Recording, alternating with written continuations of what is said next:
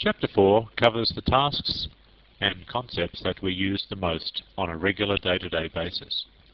I'm talking about files and directories. Whenever we use the Unix shell, we are forever opening, editing, moving, deleting, viewing, and looking for files and directories. By the time this chapter is over, hopefully you'll be quite comfortable with all aspects of doing exactly that. So, let's begin.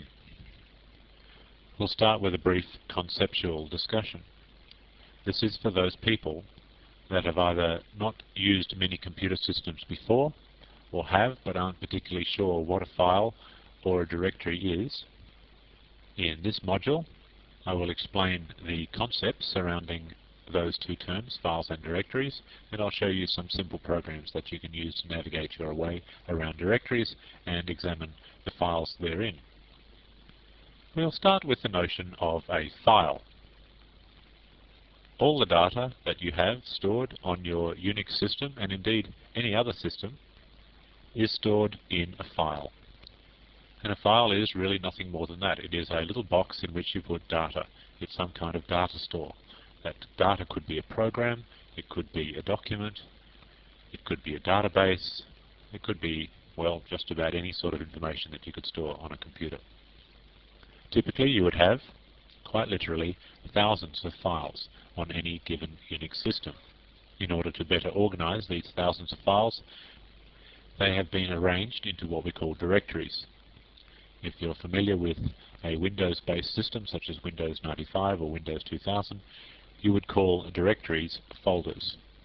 That the names are used interchangeably because they mean exactly the same thing. If you're not familiar with directories and files, it is useful to think of a file system, or if you like an entire computer, as a tree of data. Without too much of a stretch of the imagination, you can perceive a tree to be hierarchically organized. It starts with a great big branch or root, and then slowly branches into smaller branches, which in turn have smaller branches and smaller branches all the way down to twigs. It's hierarchical because each branch contains a number of smaller branches, and each one of those smaller branches is part of only one larger branch. We think of these branches as our directories.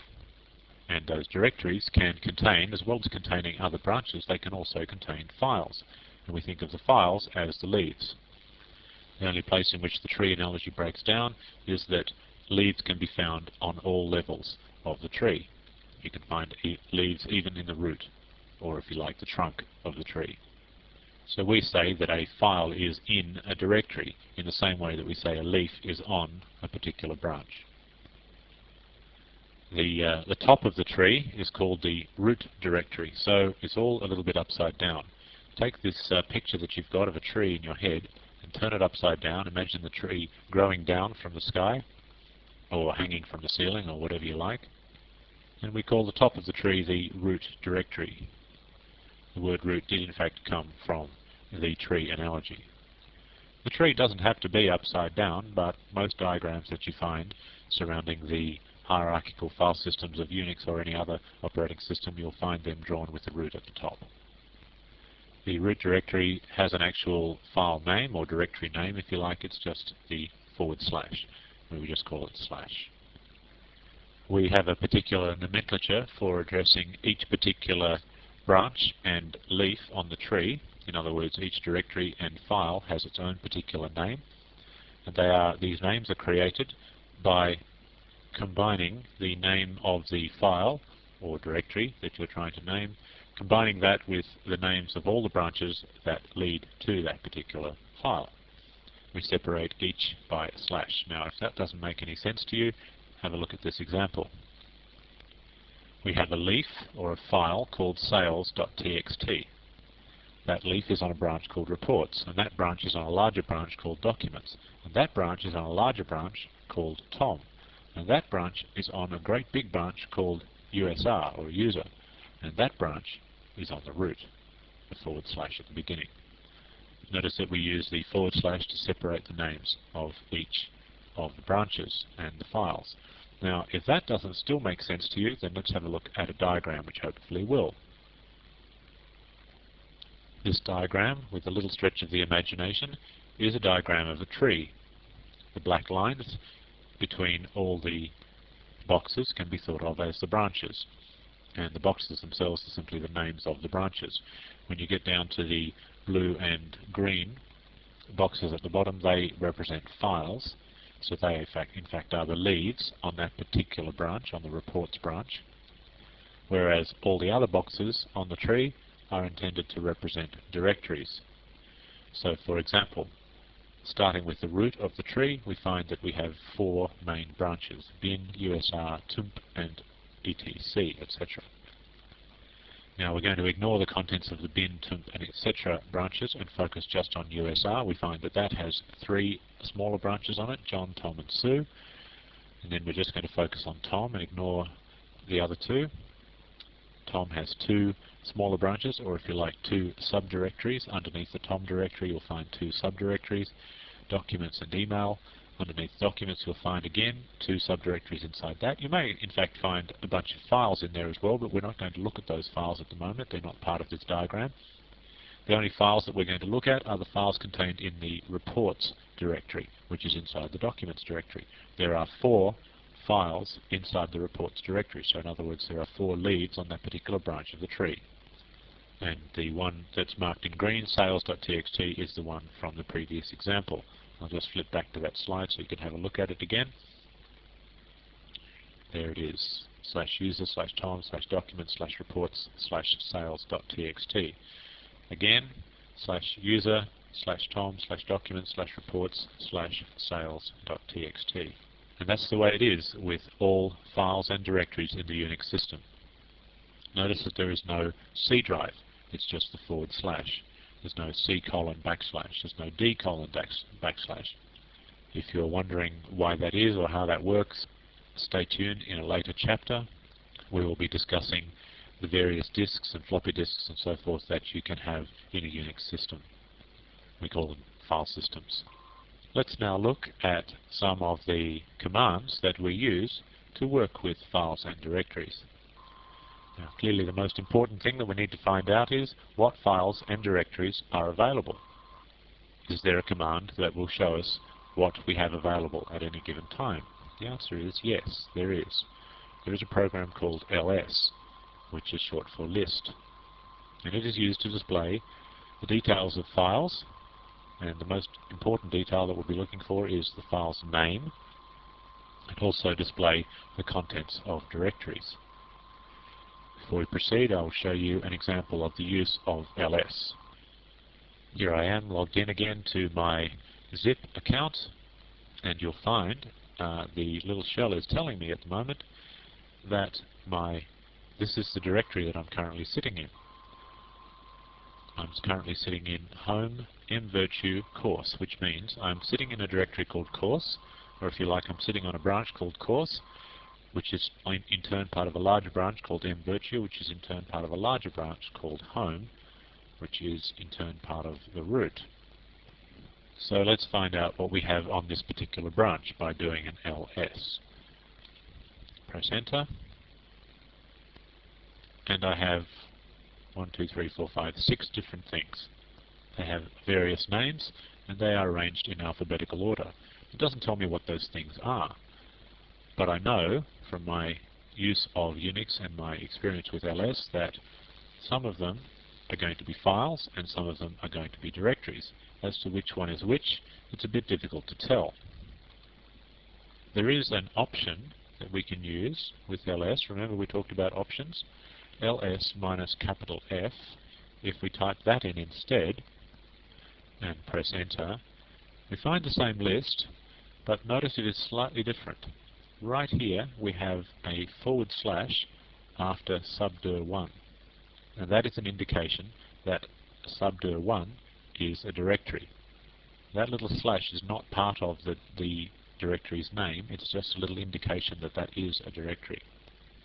So you can use the -f option then to differentiate between files and directories if you want to. Let's look at some other options for ls. there is an option called -L, display many file details including size and security information. We'll just look at a few of the other options before we go and experiment with those. -C, that's an uppercase C there, and it does make a difference whether you use uppercase or lowercase. Arrange the list alphabetically in columns. Okay, we'll have a look at that in a minute. And -r, recursive, display the contents of every subdirectory if there are any. Alright, well, let's go and have a look at those three options. Firstly, we'll look at the -L option, which, if you recall, gives us more details than we otherwise would have had. So ls -L. Now we get a whole bunch more information. Now let's have a look at some of it. I'm going to briefly explain what it is, and I will explain it in much more detail in a later chapter. We have over here the file permissions. This is security information about who can access the file and do what to it. Except for the very first one is special. The very first one tells you what type of entity this is. Is it a file? Is it a directory? If you see a dash there, it is a file. If you see a D there, it is a directory. So that's a nice way of telling that it's a directory as well. The other 9 things are security information. Then we have the link count, which I'm not going to talk about just now. We'll talk about that later. Then we have the owner of the file and the group of the file. Again, we'll talk about these later. Then we have the size of the file in bytes. Then we have the date and time that the file was last modified, which is fairly straightforward. And then we have the name of the file. So the ls-l option is very commonly used and very useful. Let's also look at the -C option, ls -C, and we get it arranged in columns. Now that's not a particularly useful array of columns. It's 6 columns, but each column contains only one item. If we could find a directory that had more things in it, we would be able to see what it looks like. So I'll try an ls of another directory. How about ls, I think there's a lot of files in public HTML/trip. How about that? Now, I forgot the -C, didn't I? Well, there is a lot of files in there, so let's have a look at that. Now, I'm just going to go back to that command again and put a -C in there as well to make a little bit of a difference. And then I get them in columns. So that's what the -C option does. You notice that I put in that public HTML/trip thing after the -C. That is, of course, the argument to ls. We talked about arguments before. And all arguments to ls are interpreted as the names of either files or directories. So what ls did is it looked at the thing that I typed in, that public HTML trip thing, and it tried to determine whether it was a file or a directory. Turned out that it did actually turn out to be a directory, because I knew it would, and ls recognized it as such, and so it displayed the contents of that directory. If it turned out that that thing that I typed in was a file, it simply would have displayed the name of the file. Or if I'd used the -L option, it would have displayed all the other details of that file. So to summarize, any argument that you type into ls, ls will do one of two things. If that argument is a file, ls will display the name of that file. If the argument is a directory, ls will display the names of all the files and directories that are inside that directory. I'll just give you one or two more examples of that. I could say ls using the long listing. -L means long listing of ... public. Well, I'll just type it in. Okay, there's all my typing done. And then I get the full details of that particular entity. Now that particular entity happened to be a file. And so I got the name of the file and all the details of that particular file. If the entity that I type in is not a file, it is in fact a directory. I'll do one that I know to be a directory, set6_jo. Then I get a long listing of each of the files in that particular directory. I can also just say ls in the current directory again, ls -L, another .txt, and it gives me just the long listing of that particular file. If I just said ls of another .txt, it just lists me the name. If I say ls of subdir1, then it lists me the contents of subdir1. That's because subdir1 was in fact a directory, or if you like, a subdirectory. Now, we established that the directory that I was sitting in there was /home/mvirtue/course.